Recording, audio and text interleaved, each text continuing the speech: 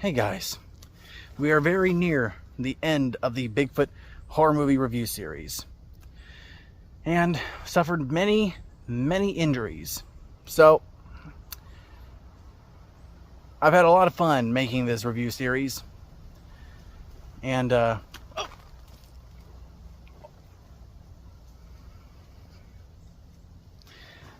still playing with me. You're still playing with me. I gotta find a new area. Okay, I think I'm safer over here. He keeps trying to fling poop at me. Very common ape tactic. But I swear, that Bigfoot's a dude. I'm cutting off his nards. Well, let me introduce you. Let me get my little paper book out. I'm exhausted. I can't do this anymore. He's eating me in my head. He's eating my head. Let me introduce you to a movie from 2020 directed by Jamal Burden, starring Katrina Matson, Amy Gordon, Robert Berlin, Justin Prince Moy, J.D. Ellis, Brendan Grimes, and Timothy Schultz. Yeah, I think the review's going to speak for itself. Meet Abominable 2020. Abominable 2020 stars Katrina Matson as Sarah, also of Wild Nights with Emily. Amy Gordon plays Dr. Helen, also of Fall of Grace, Model, and Saint X. Robert Berlin plays Bob, also of Castle Falls, Ray Donovan, and Law & Order SVU. Justin Prince Moy plays Pete, also of Angry Neighbors and Howard's Mill. J.D. Ellis plays a camper, also of Waitress. Brandon Grimes plays Victor, also of Titans: The Rise of Hollywood.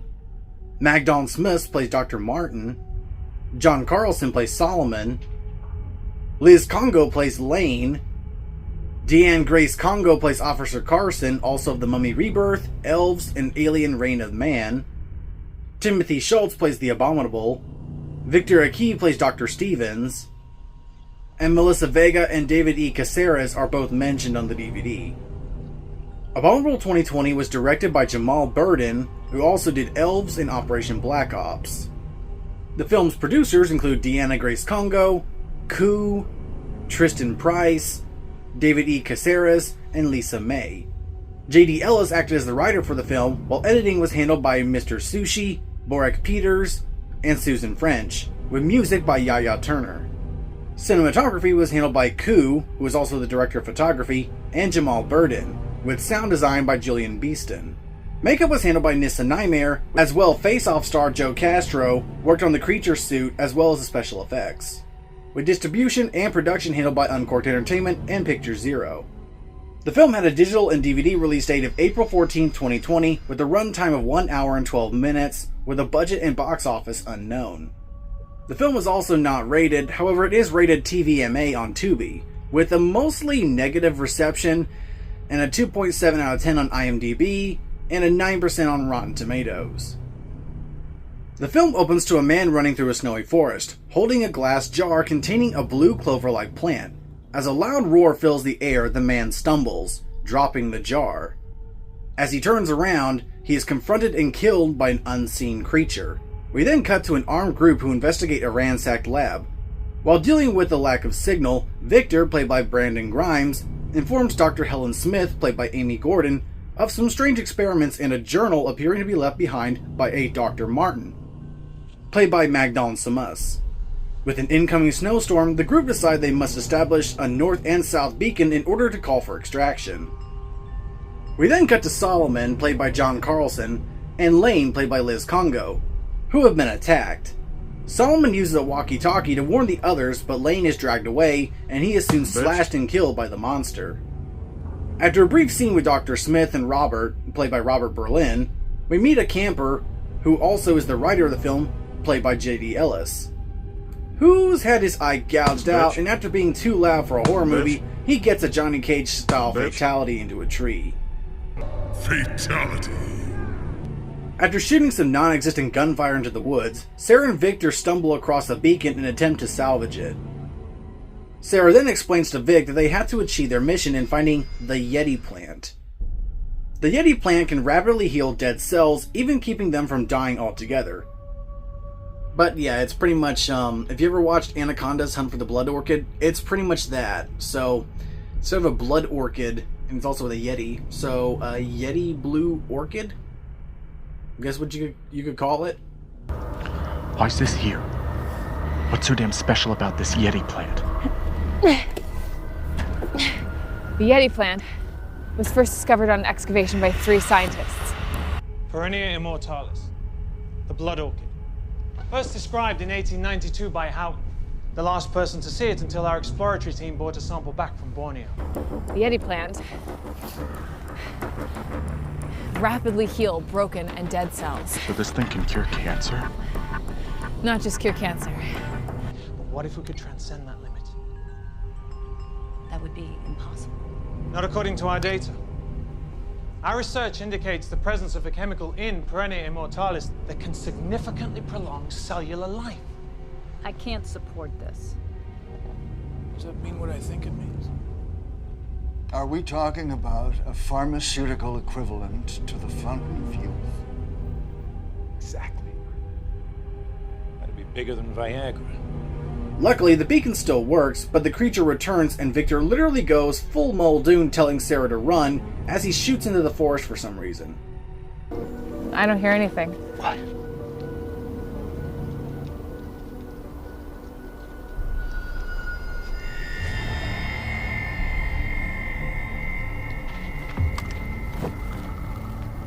We're being followed.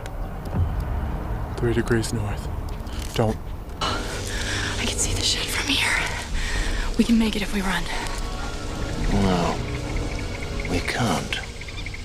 Why not? Because we're being hunted. Oh, God. From the bushes straight ahead. Go! Go. Now! We then cut back to Dr. Smith and Rob, who stumble across a warning kill. Dr. Smith explains to Rob that she desperately needs to find the Yeti plant with the recent revelation that she is suffering from an aggressive grade 4 glioblastoma, or brain cancer. Rob apologizes and reveals that his 6-year-old daughter suffers from atherosclerosis disease, and the pair agree to push on and find the beast, which guards over the plants. We then find Victor running from the beast. He stumbles and reloads his gun, but gets his arm ripped off as well as his jaw. Fatality. Sarah returns to the lab to a terrified Pete, played by Justin Prince Moy, and explains that the area they're in is like a moment trapped in time, with the Yeti plant possibly predating the Triassic. Yeah, I don't know how that's explained either.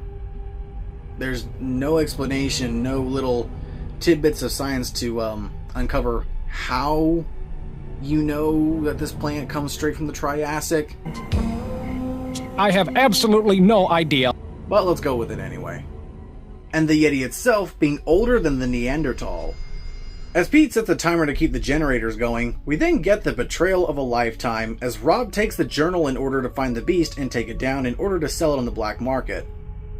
Also revealing that he never had a family, which, in all honesty, not bad considering he knew what atherosclerosis was. He then hilariously shoots Dr. Smith in the leg. And I mean, it's actually pretty kind of funny. Ah! Ah! Oh, God, you're the real beast. Ah! I try and look after that wound, Doctor. Ah! Oh, you son of a... Ah! Ah! Ah! As Pete and Sarah try to repair the generator wires, the Yeti beats up and incapacitates Pete. Sarah, after not caring as Pete suffers for like several seconds, flashes her light at the Yeti, which is somehow in another time zone. Yeah, somehow the borders of this reality are splayed and like the Yeti is existing in another timeline. I can't exactly remember how they explain this works. So this movie has a lot going for it. It has a Yeti that's out of time, technically prehistoric, but at the same time in the modern day. But not like in the way of time spans. It's literally in the past, in the present. I don't even want to get into it. And then we have a blue clover flower that gives you eternal life, which is basically the blood orchid. bigger than Viagra. And,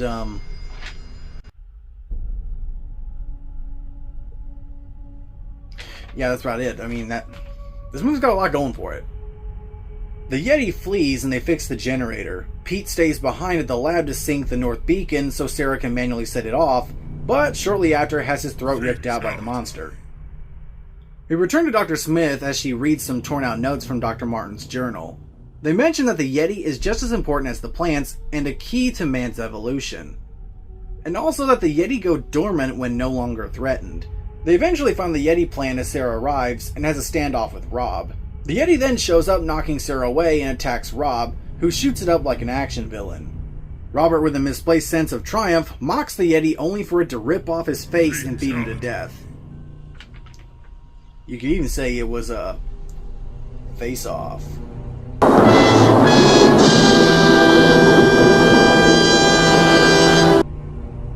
And also, the coolest kill in this movie. Sarah lights a flare and tries to save Helen, but she forces her away and tells her to take the plant and leave as the Yeti drags her away and kills her. We then cut to Sarah warming up in a police car where Officer Carson, played by Deanne and Grace Congo, tells her it's the night of the Yeti and that they close off the mountain to protect its peace. Sarah then holds one of the Yeti plants as the credits roll. And in the end, this is another one of the Bigfoot movies where the Bigfoot actually lives. So in the end, there's a kill count of 7. And I would say the best death? Gotta go to Rob. Other than J.D. Ellis's camper guy, although it was humorous seeing him get slammed against the tree. Rob did have a good death, getting his whole face just... I forget who had that death. I think it was Johnny Cage. So while doing my research for the Bigfoot horror movies, I actually ended up getting, of course, as you know, I ended up getting in contact with a few actors, producers, writers, and actors. And similar to some of the previous films, I actually got in contact with a couple of actors from this movie. 2, in fact. And they were really nice people. I really hope they're not upset that I'm crapping on the movie a little bit. I kind of have to, because it's humorous, but I still enjoy the movie for what it is. So let's go on with some of the notes I took from our conversations. One of the actors I was able to reach out to was Amy Gordon, who plays Dr. Helen. She expressed that her favorite part of production was the Yeti suit and gore effects done by director, producer, special effects artist, and former Face-Off contestant Joe Castro. All while dealing with a massive snowstorm that hit western Massachusetts, which during filming resulted in a fellow cameraman getting frostbite. Other filming locations include Poznan, Wielkopolski, Poland, and St. Petersburg, Russia. Another actor I was able to talk to was J.D. Ellis, who also was the writer for the film. He says he just thought of the idea of a plant or animal species' blood being a cure for all drug. And the Yeti's body parts would be just as lucrative. Which, I'm just gonna say, if you did take some inspiration from Hunt for the Blood Orchid, I don't blame you. Still a cool idea. Hunt for the Blue Clover Yeti. Yeti, Hunt for the Blue Clover. There you go. That's a good title. It was incredibly tedious finding more information, with between different websites, the DVD and DVD cover, including misspelled names, missing names, or misplaced production roles. The film may have even almost been called simply Yeti. There was audio commentary provided by producer Deanne Grace Congo, but she literally just explains what happened in the movie, and I mean everything. It's pretty much just her naming off every scene that happens in the movie. Not much in terms of facts. Or at least not what I got from other actors. However, in the entire audio commentary, which was tedious at best, there were a few facts I was able to pick out. And just as Amy Gordon said, it was very cold. And on one day, it reached a -6 degrees and makeup, props, and actors' mouths literally froze up while dealing with sub-zero temperatures. So what can I say about Abominable 2020? Well, it's not much to write home about. It's a decent little Bigfoot movie. I will say, I actually will give it these props over the Snow Beast movies, although I do enjoy the stories of Snow Beast more, either one. The gore effects for this one far exceed Snow Beast. It does feel somewhat like Snow Beast, but gorier. The face ripped off, the getting your head smashed into a tree. I will say, this movie actually excels some of the previous Bigfoot horror movies in terms of the gore factor. I would say even more than exists. See, well, I'd say the only other contender on this list for gore effects would be Monstrous. Pretty much, these are the goriest effects we've had in any of the Bigfoot movies. And while it is lacking with some character development, and I gotta say, some really goofy acting. We all signed to locate a rare compound. I don't want to sit around and do nothing. You are an integral part of this group. Listen, you're going to triangulate the system and be right here when we locate the compound and figure out the way the hell off this rock.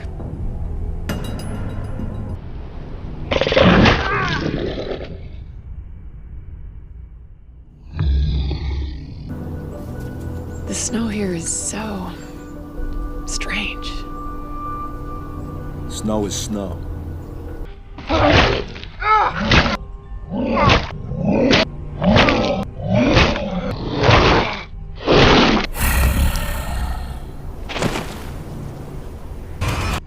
Now.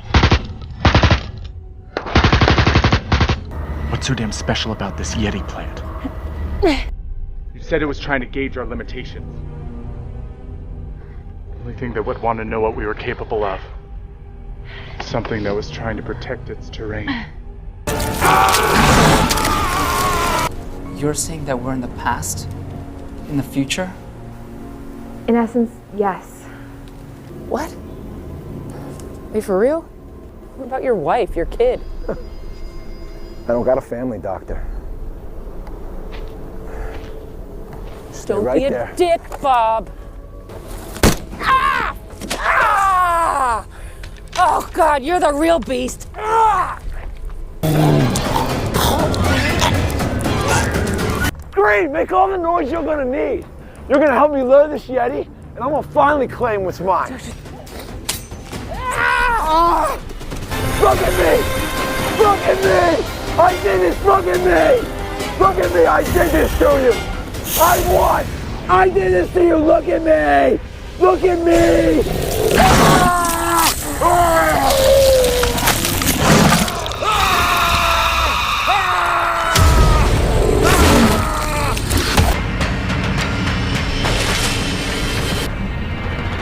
That I really enjoyed. Actually, now that I'm talking more about it, I'm actually thinking back of how much I actually enjoyed this movie.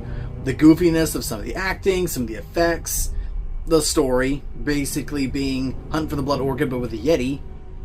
All in all, it's actually kind of enjoyable when you actually sit down and take in the absurdity of some of it.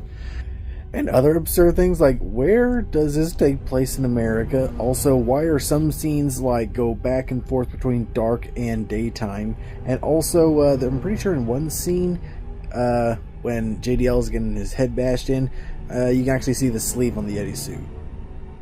The suit for the Yeti works. It looks decent enough.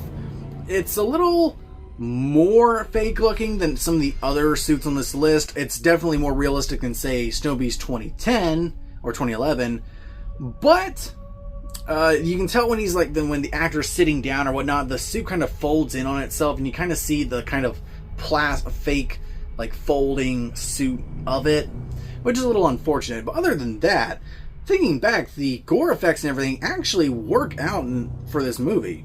So I can give it a good recommend. It's not, I would say, in terms of the story and whatnot, it's not as good as the other ones. It's kind of a very cookie cutter kind of story that, like I said, is very much like Anaconda's Hunt for the Blood Orchid.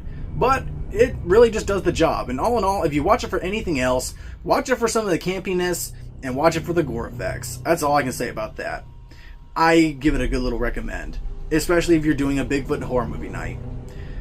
Also, that one scene I can't get out of my head when he shoots her in the leg and all she can do is, "Oh, Rob, you son of a ah!" I really do love that. So what would I give my rating? Well, it's definitely not as bad as Bigfoot 2012.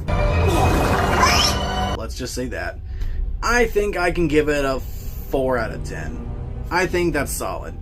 For what we get, I think it's decent enough. So 4 out of 10. Maybe a lower tier Bigfoot horror movie, but one I think you can sit down and enjoy enough. So thanks guys for watching, stay tuned for more videos, and we're at episode 9 guys, so one more Bigfoot horror movie to go, and it happens to be my favorite. And it's another movie that shares its name with this one, so you can kind of guess what it is. So be sure to check out the previous series, and I hope y'all enjoyed. Happy Halloween, and let's hit the 10,000 subscriber mark.